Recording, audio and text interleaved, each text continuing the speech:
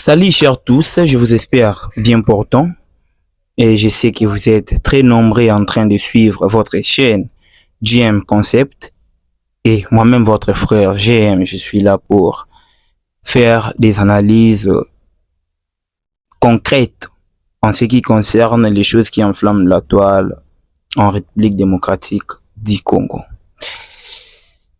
Présentement, nous avons tous un problème ou nous savons tous un problème qui s'est créé entre les journalistes Israël Mutombo, que nous appelons tous Sango, et les influenceurs, influenceuses ou TikTokers, je sais pas moi comment les appeler.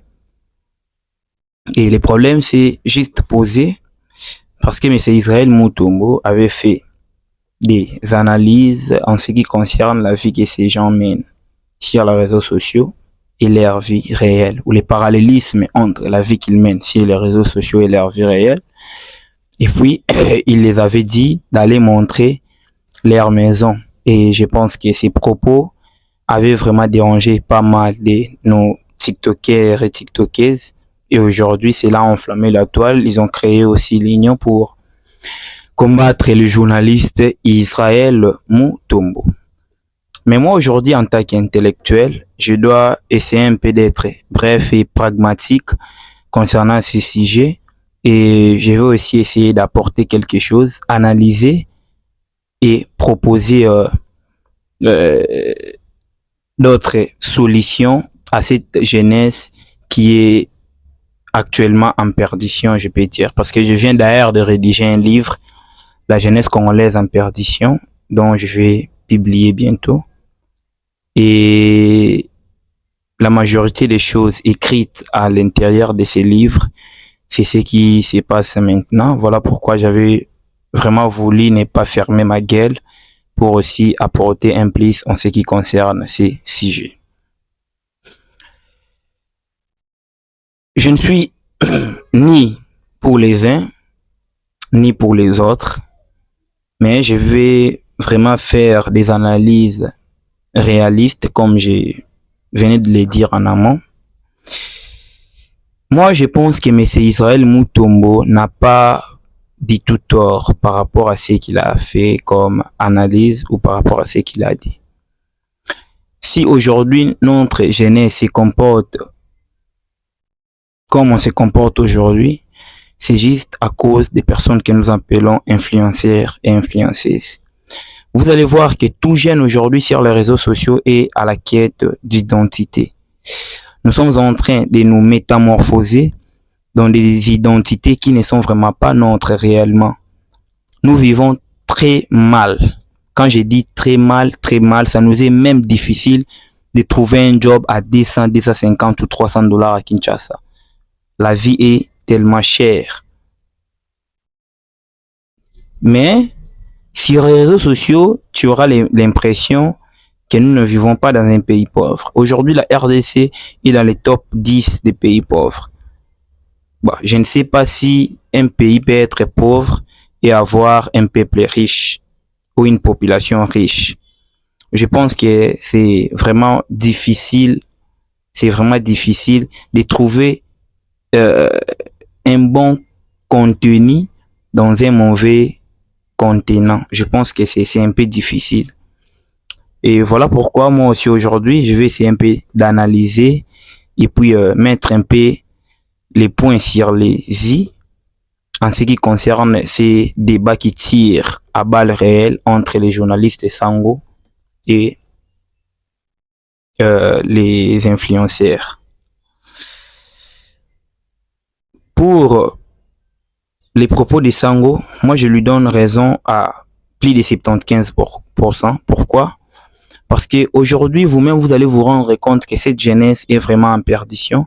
Et l'une des choses qui pousse cette jeunesse à aller en perdition, c'est cette vie de trafic, c'est cette vie d'influence, cette vie de montrer aux gens l'apparence d'une vie que vous ne vivez pas réellement. Et aujourd'hui, tout jeune veut copier les modèles.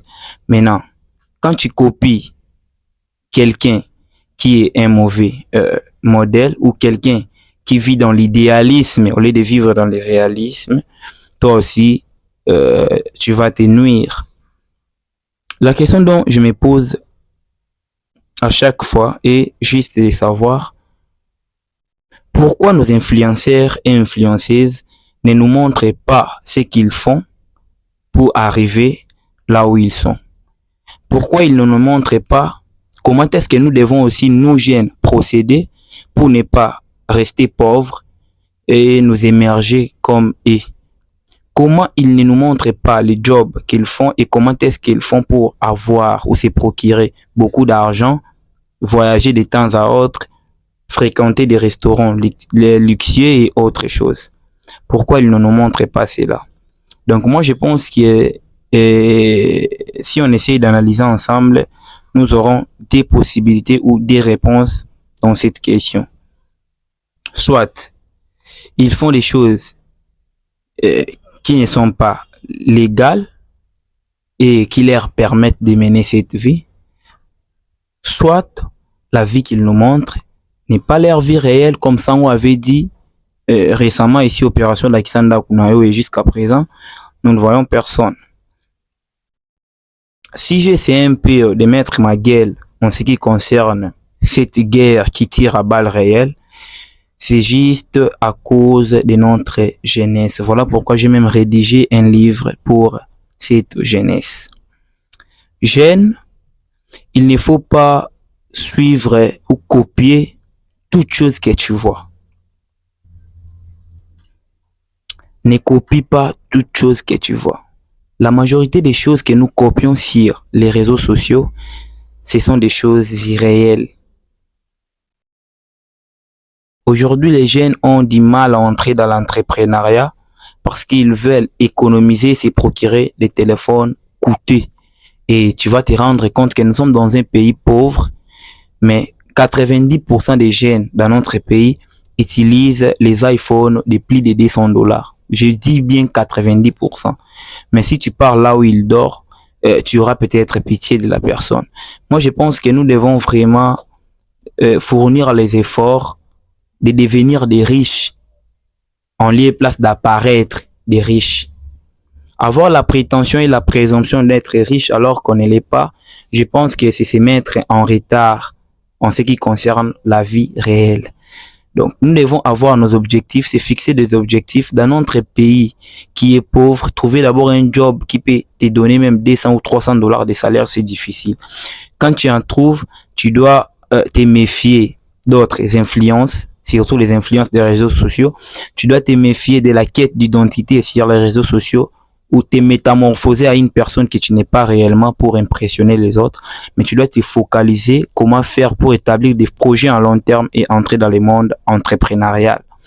Donc je pense que cela sera vraiment idéal pour nous. Et pour clore, je dirais ceci. Nous sommes dans un pays qui est quasiment dans le chaos, je peux dire. Nous sommes dans un pays qui demande des personnes ou la réflexion de tout un chacun pour aider l'évolution de ces pays ou pour aider ces pays à sortir du chaos. Mais vous allez vous rendre compte que sur les réseaux sociaux, tout Congolais est dans des distractions. Nous, on est toujours dans les distractions Gaulois, Warrior. Nous sommes toujours dans les distractions. Maria Toumba avait fait, Maria Toumba avait dit, Sango a répliqué, il a fait ceci, cela. Alors que cela ne nous apporte rien du tout en réalité. Cela ne nous apporte rien du tout en réalité. Et je vais citer pour dire ceci. D'une part, Sango n'a pas tort. Je le répète encore.